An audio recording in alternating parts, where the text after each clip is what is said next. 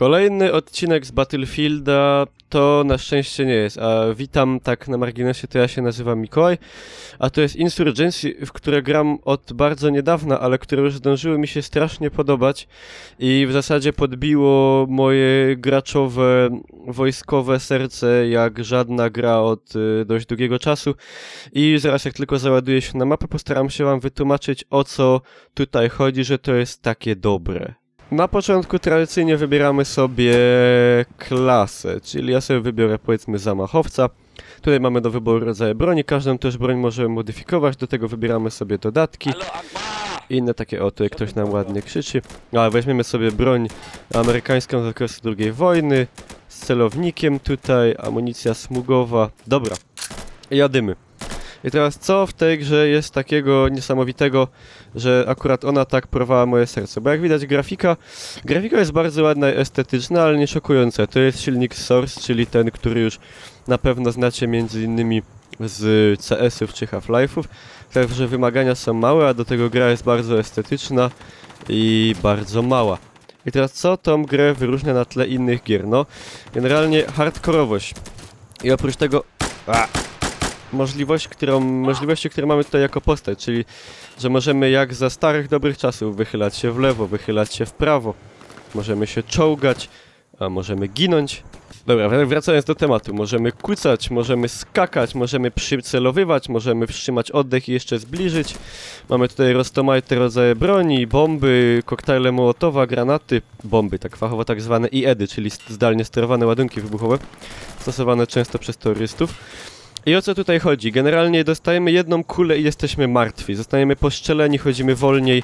Kiedy biegniemy sprintem i potem chcemy strzelać, to nasza celność automatycznie jest mniejsza, postać jest zmęczona. Każda postać ma ograniczoną ładowność, że tak powiem, ekwipunku, czyli nie załadujemy się jakoś po zęby. Nie ma tutaj celownika, nie ma typowego paska życia, przeciwnicy nie są oznaczeni. Jeszcze to jest ten łatwy, ten taki powiedzmy tryb podstawowy, a na tym... No, świetnie idzie. Na tym trybie takim całkiem hardkorowym nie mamy nawet ników nad głową swoich tutaj kamratów, także bardzo łatwo jest ich zabić. No i generalnie gra nawet na tym podstawowym trybie jest bardzo hardkorowa, ginie się niesamowicie szybko. Broń jest naprawdę zabójcza, do tego ma spory odrzut i świetne jest również udźwiękowienie. Tutaj mam nadzieję, że uda mi się to wam pokazać. To gra jest tutaj w całości, że tak powiem, live. Czyli to się wszystko dzieje, ale naprawdę dźwięki broni są... To jest chyba jedyna gra, w której kiedy kula przelatuje obok nas, słyszymy ten charakterystyczny dźwięk tego takiego trzasku łamanej gałęzi, czyli kula przekracza prędkość dźwięku po prostu przy nas. I to jest coś naprawdę w grach rzadko spotykane, a tworzy niesamowity klimat, jak to odpalimy na lepszym zestawie słuchawkowym, czy lepszych głośnikach z jakimś mocniejszym basem. Także jest dobrze, gra kosztuje 15 euro, jest też dostępna, o ile się nie mylę, jako darmowy mod, nakładka na silnik Source i Half-Life'a 2. Także naprawdę, szczerze polecam. To jest coś takiego trochę jak połączenie, powiedzmy, America's Army czy Red Orchestry, tylko że jeszcze bardziej hardkorowo. Gra trudna, bardzo hardkorowa, estetyczna grafika, doskonałe udźwiękowienie, mało jakichś bugów, błędów czy coś takiego. Także serdecznie z całego serca polecam. A teraz tutaj może w końcu przestanę nawijać jak głupi i spróbuję coś ugrać. Tak to jest właśnie, jak człowiek próbuje grać coś sensownego powiedzieć. Dobra, klasę zostawiam taką jak mam. Też musimy rozsądnie dobierać dodatki, bo jako że mamy ograniczoną właśnie ładowność postaci, to musimy się zdecydować, czy na przykład weźmiemy kamizelkę kuloodporną, czy weźmiemy powiedzmy granatnik do naszego karabinu. No i takie te dramatyczne wybory. Dużo bardziej znaczące jak na przykład w Mass Effectie. O, udało mi się uszczelić pana. Żadnych hitmarkerów. To jest bardzo miła odmiana, że nic nam tutaj nie wyświetla. Jakiś ogromny znacznik na pół ekranu, że kogoś trafiliśmy czy coś takiego. Ale masakra, patrzcie na to. Bardzo łatwo jest też zastrzelić swojego członka naszej drużyny. Także ja bym powiedział zastrzelić swojego... Patrzcie jak mi dobrze idzie. Powiedziałbym zastrzelić swojego członka. Także taki żart był. No, bardzo fajne z ragdoll postaci. Upadają bardzo realistycznie. Czy udało mi się kogoś zabić, czy tylko... Nie, leży broń, patrzcie. No. Także no community, no tutaj komunikacja głosowa typowo są tutaj CS-owe przyzwyczajenia, czyli jak ktoś nie chce się zanadto irytować, to proponuję tą komunikację głosową sobie wyłączyć, jeśli nie jesteśmy w sytuacji, że gramy powiedzmy jakiegoś bardziej ogarniętego szpila z kolegami czy ze znajomymi. Dobra, postaram się pokazać różne rodzaje broni. Weźmiemy tu sobie stary MP40 z okresu II wojny światowej. Jeszcze tej broni nie używałem, także zobaczmy jak to działa. Jak już mówiłem, naprawdę bardzo fajnie jest odwzorowana balistyka. Broń ma dobrą odrzut, zadaje sensowne obrażenia. Czuć ma taki... Jest coś takiego, że ten feeling broni jest bardzo dobry. Czuć, że strzelamy z czegoś i że przeciwnik dostaje obrażenia i to jest bardzo przyjemne. Nie ma tego wrażenia, że strzelamy tutaj z plastikowego karabinku ASG na kulki. Nie ma tragedii, nie zamykam tabeli. A jednak z tym kałasz to jest jednak to. A jakbym tak nie wziął nic z tego, jakbym na przykład pozbył się tutaj IEDA, wziął sobie laser, kolimator, amunicję smugową i jadymy strzałotem. Można naprawdę tutaj zbudować małe takie narzędzia zagłady, co jest bardzo fajne. Dobra, spróbujmy, już walą, spróbujmy tu coś sensownie ugrać. Ojej, jakby jeszcze się udało nie zabić żadnego kolegi drużyny. Z drużyny. Ktoś tam dostał. Jest taki fajny efekt takiego rozmycia, przygłuszenia się pojawia, jak przeciwnik strzela gdzieś niedaleko nas. Dobra, idź kolego, idź, wiesz, bo ja się boję. Aha, dobra, może się uda zaczaić. Tak zwana przyczajka. Nie mam pojęcia. Nie mam pojęcia, co się właśnie stało. Muszę zrezygnować z tego celownika. Bo generalnie... No nie potrafię sobie z tym poradzić. Zostawmy to tak, jak było. Dobra, jakbym zrezygnował z tego lasera... Dobra, wezmę ten laser. Może się do czegoś sensownego przydać. Nasi tutaj dostają lejty, jak widać. Serwery... 32 maksymalnie osoby, czyli 16 na 16. Różne tryby rozgrywki, skirmish, czyli... skirmish, nie wiem w sumie co jest tryb skirmish. Wiem, że tryb push, który teraz gramy, tak? Tryb push, czyli ciśnij. To jest takie ala przejmowanie obiektów z Battlefielda. Mamy też deathmatch drużynowy, zwykły deathmatch. No, dużo tam tych trybów jest, także dla każdego coś miłego. Teraz zrezygnowałem z pistoletu. Nie wiem, czy to był do końca dobry wybór. Oni widzą ten znacznik tego lasera, także nie uda ich się tak łatwo. Leżał na ziemi, bo jaki brzydki kamper. Nie lubimy takich. Jak sobie razem nasi koledzy. Ten tu pyka z FN. Ale w ogóle strasznie jest ładny ten efekt tej lunety, że to się tak... Nie mamy tego obrazu zamazanego, to jeszcze lepiej byłoby widać w przypadku snajpera. Także to jest podobny efekt do tego, jaki jest w Red Orchestrze. To jest bardzo fajnie, realistycznie przedstawiony ten widok właśnie z lunety. Dobra, jak pan nam tam krzyczy, że get on sea, to może pójdźmy wreszcie... Nie idź, gościu! Padniesz, umrzesz. No idźcie koledzy, bo ja się boję. Mamy granaty zwykłe odłamkowe, mamy granaty dymne, mamy granaty błyskowe. O, właśnie. Nomen omen, wykrakałem. No idź pierwszy, bo ja się boję. Fabulous! Push! We don't have time! No, patrzcie jak ładnie mnie posłuchał. Okej. Walą do nas.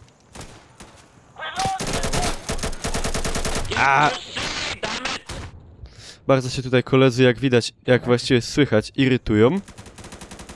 Jakby ich tak zejść tutaj fajnie od tyłu. Nie, tu już nasi przylecieli, dobra. Jest spokój. Tutaj jakieś naloty dronów w międzyczasie.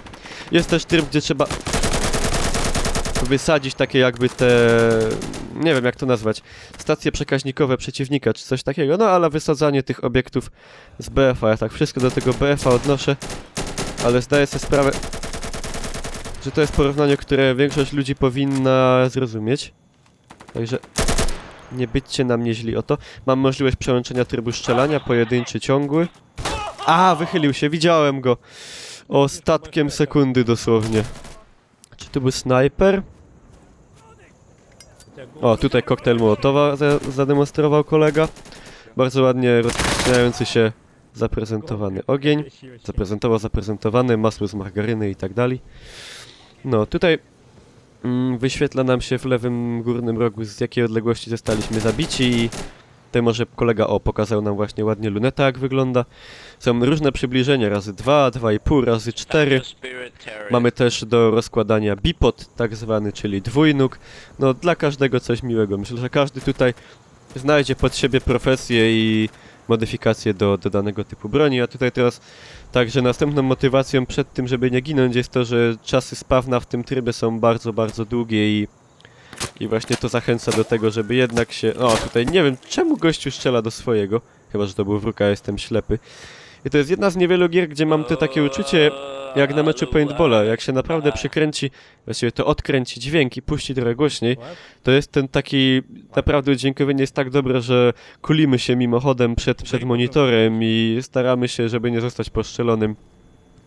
I to jest naprawdę dobre. No a teraz nasza drużyna wykorzystała limit odrodzeń, no i wygraliśmy. Może uda mi się jeszcze z następnego meczu zaprezentować wam klasę właśnie snajpera. No i udało mi się zdobyć klasę snajpera. Chciałem wam pokazać Marina, no ale zostały mi tylko terrorysty, u których snajper na wyposażeniu ma starego radzieckiego jeszcze Naganta. Dobra, luneta razy 7, latarka nie. To ten, wszystko inne jest. Dobra, jadymy. Jak widać, naprawdę grafika, pomimo tego, że to jest leciwy już silnik sursowy, to jest bardzo, bardzo estetyczne, a do tego grę można odpalić na naprawdę wiekowym kompie. Także to się bardzo ceni, jeśli chodzi o silnik sursowy.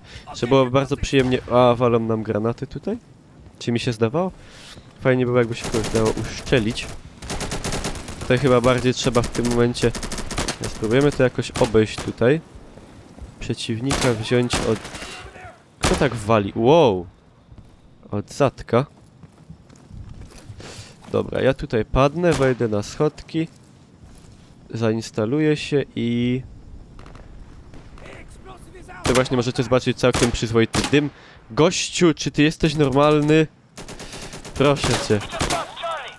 No typowy troll, no nienawidzę czegoś takiego. Jest! Patrzcie jak ładnie. No i dzięki naszemu genialnemu przyjacielowi. To jest dosłownie rak wszystkich gier. Tacy ludzie, to jest rak gier multiplayerowych. Myślę, że wy też się w tym spotkaliście. Możecie właśnie w komentarzach powiedzieć, czy wam też się zdarza często spotkać z takimi, no... Trzeba by to było nazwać jakoś brzydko, no ale nie chcę tego robić. Takimi ludźmi, których jakiś celem życiowym jest chyba tylko popsuć zabawę innym. Naprawdę nie wiem, czy naprawdę z tego jest taka radość czerpana, czy coś, no może i tak. Rak, dosłownie rak gier wieloosobowych. Dobra, spróbujemy coś ugrać tym FN-falem z pięknym celownikiem laserowym. Mam nadzieję, że tu nie wychytam bani na pierwszym winklu. Spróbujemy jakoś trochę grać bardziej, że tak powiem, dynamicznie i przycisnąć, co jest bardzo w zasadzie złym pomysłem jak na tę produkcję, no ale czasami się sprawdza przy jakichś szturmach na... Tam jest gościu. Bardzo fajny jest ten dymek taki z lufy.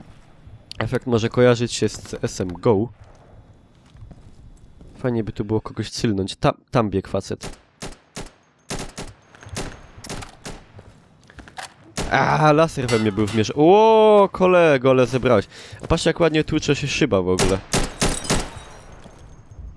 Power of Source, aż się nie mogę doczekać. Właśnie, może wiecie kiedy wyjdzie Half-Life 3, bo ja słyszałem, że generalnie jak od szóstki odejmiemy 3, to wychodzi 3, czyli Half-Life 3 confirmed. I czekacie w ogóle na premierę Half-Life'a? Ciekawy jestem. Czy jeszcze ludziom chce się na to czekać? Czy już może czujecie się zrezygnowani? A teraz zrobiłem takie małe oszustwo, czyli wleciałem w strefę przeciwnika. W sumie żadne oszustwo. Ale zachowanie cokolwiek nie lubiane za bardzo przez graczy w grach, kiedy to łazimy na tą strefę tak jakby zakazaną i tam przeciwników męczymy. Ale raz na jakiś czas można się wybrać i troszkę tutaj... Kurde.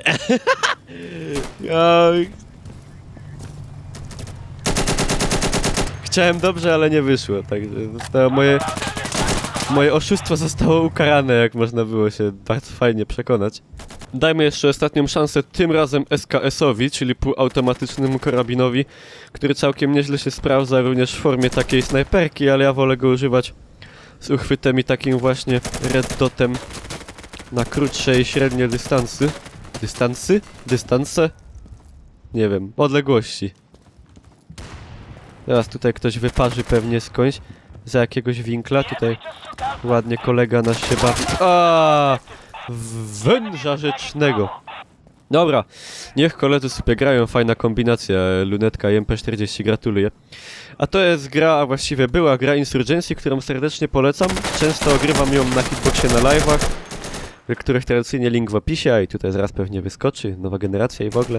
Fajna gira, naprawdę polecam. Powiem wam szczerze, że nie wiem do końca czym się różni, oprócz tego, że wersja za 15 euro jest samodzielna, od tego po prostu moda jakby nakładki na Half-Life'a. Jeśli to wiecie, bardzo chętnie przeczytam to w jakimś komentarzu, można się wypowiedzieć, podyskutować na ten temat i to by było tyle. Hardkorowa strzelanina, jakiej od dawna brakowało, naprawdę wciągnęła fez. Tyle ode mnie, życzę wam... Święta się zbliżają w ogóle, ale to jeszcze będę wam życzył. Ode mnie na razie tyle, pa pa!